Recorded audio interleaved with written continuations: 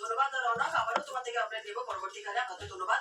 যেমনটা জানাচ্ছিলাম সকাল থেকে রাত যে খবর আমরা ছিলাম যে রাত 12টা থেকে এক নাগাড়ে বৃষ্টি এবং নিম্নচাপের প্রভাবে ভারী বৃষ্টির সতর্কতা ছিল কিন্তু কলকাতায়। অতি ভারী বৃষ্টির সতর্কতা ছিল দক্ষিণ 24 পরগনাতে এবং একদিকে নাগাড়ে বৃষ্টি আর অন্যদিকে জোয়ারের জন্য লক গেট বন্ধ ছিল শহরে। সকালে লক গেট খুললো কিন্তু জলবন্দী শহর, বিভিন্ন জায়গা জলমগ্ন, নাজেহাল মানুষ।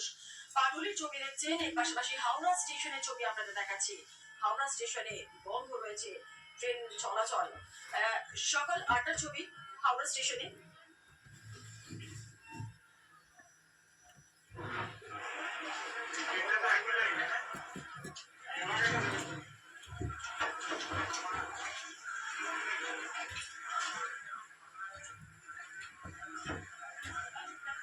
আজকে আমাদের নজর রাখতে হচ্ছে বৃষ্টির খবরের দিকে, শহর কলকাতা জল ছবির দিকে, কারণ রাতভর টানা বৃষ্টি, 5 ঘন্টায় রেকর্ড বৃষ্টি হয়েছে কলকাতায়। জলমগ্ন শহরের বিস্তীর্ণ এলাকা। আপনাদের জানি নাকি রাত 12টা থেকে এক নাগাড়ে বৃষ্টি এবং নিম্নচাপের প্রভাবে ভারী বৃষ্টির সতর্কতা ছিল কলকাতাতে। অতি ভারী বৃষ্টির সতর্কতা ছিল দক্ষিণ 24 পরগনাতে এবং একাধিক জায়গা জলমগ্ন, নাগাড়ে বৃষ্টি এবং এর পাশাপাশি জোয়ারের জন্য লক গেট বন্ধ ছিল শহরে।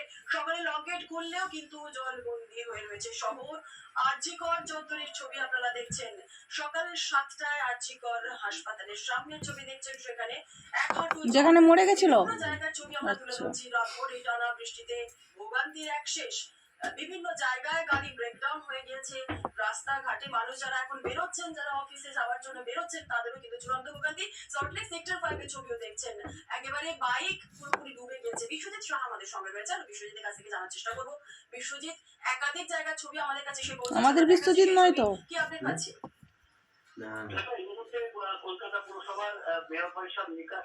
ওর জন্য তো এইসব কাজ ঠিক আছে, সাংবাদিক এইটাও পারবে। হ্যাঁ, এ তো হাট বসে যাবে কেন?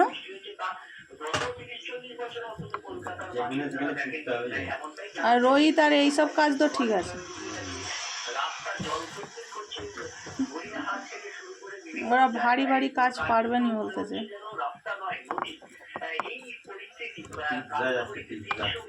হ্যাঁ, কি পিৎজা? রোহিত পিৎজা বিক্রি হচ্ছে? এখান থেকে যাচ্ছে আচ্ছা, বৃষ্টিপাত একদিকে যেমন, অন্যদিকে জোয়ারের জন্য লকেট বন্ধ থাকে আমরা জানি। রাতে প্রায় 150 মিনিট নাগাদ জোয়ার ছিল, প্রায় 18 ফুটের বেশি জলস্তর হয়েছিল গঙ্গায়, এবং সেই কারণেই লকেট গুলো বন্ধ রাখতে হয়। এবং রাতে 12টা থেকে ভোর 4টে অব্দি লকেট বন্ধ ছিল, অর্থাৎ